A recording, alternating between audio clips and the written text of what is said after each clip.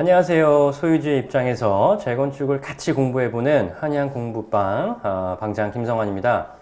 여러분하고 같이 공부해볼 재건축 공부 첫 편으로서는 우리 재건축에서 사용되는 비용에 대한 여러 가지 개념과 또 용어 한번 짚어보도록 하겠습니다. 자, 우리 재건축, 그러니까 일종의 개발 사업이죠. 이 개발 사업을 시행할 때 이거는 뭐 어느 사업과 마찬가지로 나가는 돈, 즉 지출이 있다 그러면 또 들어오는 돈, 수입도 있을 겁니다. 그래서 전체적으로 지출과 수입이라는 개념에서 봤을 때는 실제로 우리 입장에서야 뭐 이 수입이 조금 더 많을수록, 더 많으면 많을수록 저희 입장에서는 좋겠죠. 그렇지만 여러 가지 한계도 있을 것입니다. 자, 일단 먼저 지출에 관련된 비용들이 어떤 비용들이 있는지를 간단히 살펴보면 크게 두 가지예요. 첫 번째로는 공사비가 있겠고, 이 공사비라는 거는 뭐 다 아시다시피 우리가 땅을 파고 터 파서 또 건물 올리는 데 들어가는 모든 비용이라고 얘기를 하죠. 그래서 통상적으로 이 공사비는 나중에 다시 얘기하겠지만 평당 공사비가 있다 그러면 여기에 우리 그 공사에 들어가는 전체 면적을 연면적이라고 그럽니다. 이거는 지하 면적을 제외하고 지상 면적만 얘기를 하는데 이 평당 공사비 곱하기 전체 연면적, 이거를 일반적으로 우리가 공사비라고 얘기를 하고요.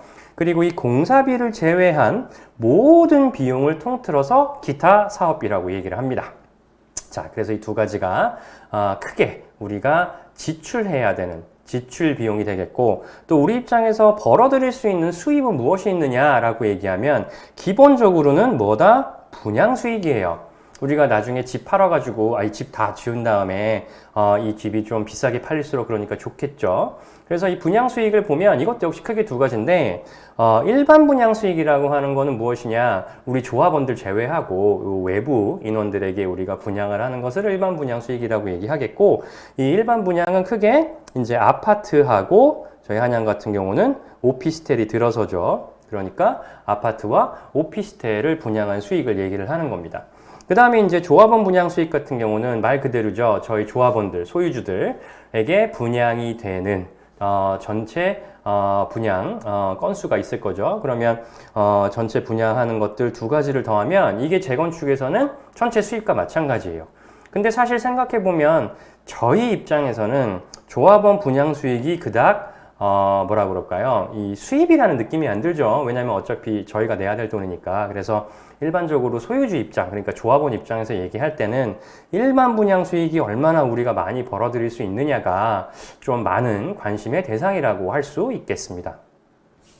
자, 아까 우리가 알아본 공사비 말씀드렸는데 이 그냥 시공비 얘기하니까 그거는 좀 이해가 가실 텐데, 도대체 기타 사업비라는 게 무엇이냐라는 얘기를 좀 한다고 그러면 아까 말씀드렸어요. 공사 비용을 제외한 나머지 금액을 기타 사업비라고 얘기를 하는데, 여기에는 전체 외주 용역, 또 우리가 내야 될 뭐 수수료들 이런 것들이 다 포함이 됩니다. 그러니까 이 사업이라는 게 저희 혼자만 할 수 없죠. 그러니까 저희 같은 경우는 뭐 신탁사도 들어오고 뭐 정비업체도 들어오고 또 기타 여러 업체들에게 외주를 줄 거예요. 그럼 거기에 소요되는 여러 가지 용역비와 수수료가 모두 포함이 되고요. 두 번째는 요거 아주 중요한데 금융비용이에요.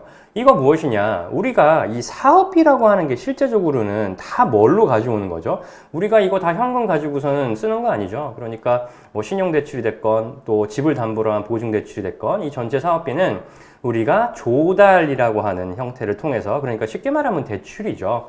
이렇게 해서 은행을 통해서 빌려오니까 결과적으로 여기에는 이자라고 하는 비용이 필수적으로 수반이 될 겁니다. 그리고 실제 이 금융비용이 차지하는 거는 이자율도 있지만 거기에 시간도 있어요. 공사기간. 그러니까 이거 무시 못할 금액이죠. 사실 사업비용 규모가 커질수록 굉장히 이 부분이 큰 비용을 차지하게 될 겁니다. 그래서 이런 금융비용도 역시 기타 사업비에 포함이 되고, 또 우리가 여러 가지 인허가 받고 또 뭐 등기하고 이런 거 하다 보면 제세공과금 많이 들어가겠죠. 이런 비용. 또 경우에 따라서는 만약에 우리가 토지를 저기 조금 걸쳐 있는 걸 우리가 매입해가지고 저 땅 이렇게 갖고 와서 우리가 사업하는데 필요하다라고 하면 경우에 따라서는 토지 매입 비용도 이런 기타 사업비에 포함이 될 것입니다. 자, 그 다음으로는 사실은 이제 요거는 우리가 용어 하나 짚고 넘어가 보자는 측면에서 제가 요 슬라이드를 하나 넣었는데, 이런 말씀 많이 들어보셨을 거예요. 종전자산, 종후자산, 이 두 가지 얘기가 많이 우리가 거론이 되는데, 이게 무엇이냐라고 하면, 자, 우리가 재건축은 항상 어느 정도의 개발 사업이라고 말씀을 드렸죠. 그러니까 이 개발 사업에 뭐가 있다? 전과 후가 있을 것입니다. 지금 개발 전 상태죠. 저희 한양 아파트. 그러고 나서 나중에 개발이 다 끝났다. 후에 들어설 아파트 여러 가지 뭐 바뀌겠죠. 그러니까 그 전과 후의 자산 가치가 다르다라는 말이죠. 저 입장에서는 사실 개발 후의 자산 가치가 오르면 참 좋겠고, 실제로 또 거기에 더해서 지금 현재의 자산 가치도 많이 평가받으면 받을수록 좋아요. 자, 그래서 우리가 개발 전, 종전이라고 한다. 그래서 이걸 종전자산이라고 얘기하고, 이 종전자산의 전체 총액은 지금 이 영상을 보시는 여러분, 각각의 소유주분들의 집값들을 평가해서 전체 총합을 매기는 거예요. 그리고 여기서 평가라고 하는 금액이 왜 나오냐? 이거 별거 없죠. 생각해보면 저희 입장에서는 저희 집값이 비쌀수록 좋을 겁니다. 근데 이게 저희 입장에서 그렇게 주장을 한다 그러면 외부에서 공식적으로 보기에는 어느 정도 객관적인 데이터가 아닌 거죠. 그래서 저희 집값을 또 나중에 우리가 개발 후에 어느 정도 집값이 되겠다라고 하는 것을 전체적으로 감정 평가를 전문으로 하는 감정평가 법인에서 아주 객관적인 여러 가지 데이터와 시세들을 참고해서 어느 정도 추측하게 됩니다. 그리고 이 전체 금액이 추측된 시점이 또는 평가된 시점이 언제가 되느냐라고 하면 일반적으로 사업 시행인가라고 하는 단계가 될 때쯤 해서 평가가 돼요.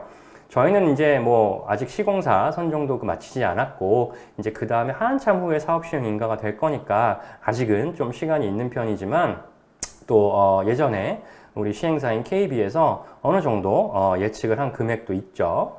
그래서 아무튼 이 평가액이라는 거는 외부의 어떤 용역을 맡겨서 평가를 한다. 그래서 종전자산이다. 그리고 더 얘기하면 종전자산 평가액이라고 얘기를 한다. 여기에서 한 가지 주의하실 건 현금 청산을 하는 세대는 여기서 제외가 됩니다. 무슨 얘기냐? 나 개발에 참여하지 않고 어느 정도 시점이 되면 그냥 나 집값 그냥 돈으로 주세요. 난 빠질래요. 이거 현금 청산이죠. 그러면 현금 청산 세대 수가 어느 정도 있다. 그러면 그 세대 수는 제외하고 저희 전체 집값을 종전자산으로 평가를 합니다. 그 다음에 이제 역시 마찬가지 개발 후에요. 종후 자산 평가액인데 이거는 종후의 자산이 평가되는 금액이 결과적으로 뭐겠습니까? 일반 분양, 조합원 분양, 결과적으로 분양이 됐을 때 평당 분양가 얼마여서 전체 몇 세대가 얼마 정도 벌어들일 것이다 라고 하는 게 종후 자산 평가액이 되겠습니다. 아시겠죠? 자, 오늘 첫 편으로 간단하게 우리 재건축에 관련한 비용, 지출, 수입, 또 그리고 자산이라는 개념에서 용어 몇 가지만 알아봤습니다. 오늘은 또 그 다음 편을 위한 간단한 정도의 강의라고 생각을 해주시고 또 그 다음 편에 이어서 또 우리가 좋은 내용 같이 알아보도록 하겠습니다. 감사합니다.